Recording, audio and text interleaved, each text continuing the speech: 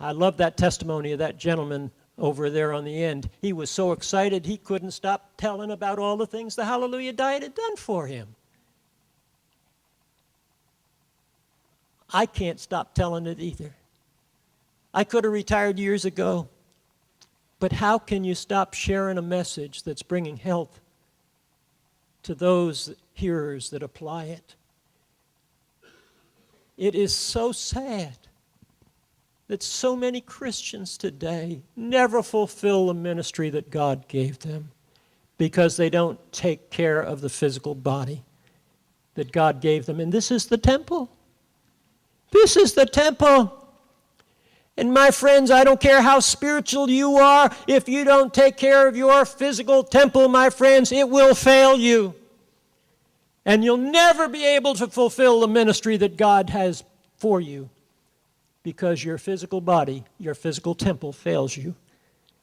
Long before God would like to have you finish your experience here and your ministry here on earth. You say, are there any experiments that have ever been done to prove what you're sharing with us today? One of the greatest, there's been a number of them, but one of the greatest ones I'm aware of was done by a Dr. Pottenger in the late 1930s and early 1940s. And Dr. Pottenger took 900 cats, and he fed them the identical diet for 9 years. Only Dr. Pottenger divided these cats into two groups. One group, he fed the food raw, and the other group, he fed the same food, only cooked. Now, the group that got the food raw over the entire 9-year duration of the experiment never suffered any physical breakdown or birthing defects. But the group that got the same food, only in its cooked form, developed heart disease, cancer, kidney and thyroid disease, pneumonia, paralysis, loss of teeth, arthritis, birthing difficulties, diminished sexual interest, diarrhea, irritability, liver problems, osteoporosis, and more. The same problems common in our human cooked food culture. But the experiment produced other things. The first generation of kittens from cats fed cooked food were sick and abnormal. The second generation were often born diseased or dead. And by the third generation, the mothers were sterile. And by the way, I read that without glasses.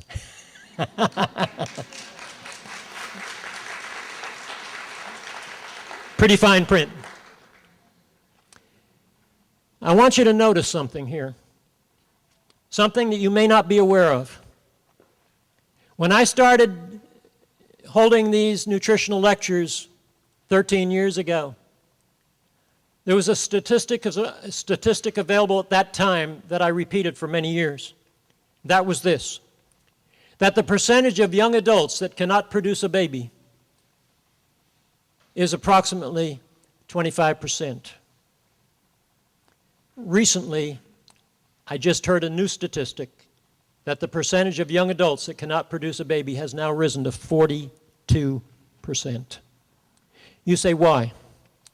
Well, in this cat experiment, if you noticed, when these cats first started their totally cooked food diet, they were producing healthy kittens. But in 3 generations, 3 years to a cat generation, on totally cooked food, they went from producing healthy kittens to not being able to reproduce. It takes 30 years for a human generation, or 90 years to reproduce in the humans what this cat experiment produced in 9 years. And these cats, we saw how their ability to reproduce deteriorated and deteriorated, deteriorated until in 3 generations they weren't able to reproduce. The standard American diet is almost a totally 100% cooked food diet. There are some people that go weeks without a single piece of raw food. And so what we are experiencing in our human race, my friends, is the exact thing that Dr. Pottenger saw with these cats. And if we've gone from 25% unable to reproduce 13 years ago to 42% not being able to reproduce today, where are we heading if we don't get some living food back into these living bodies that God has given us? But there's something else I thought was real interesting. The longer the cats were on the cooked food diet, the sooner the physical breakdowns originated in their offspring.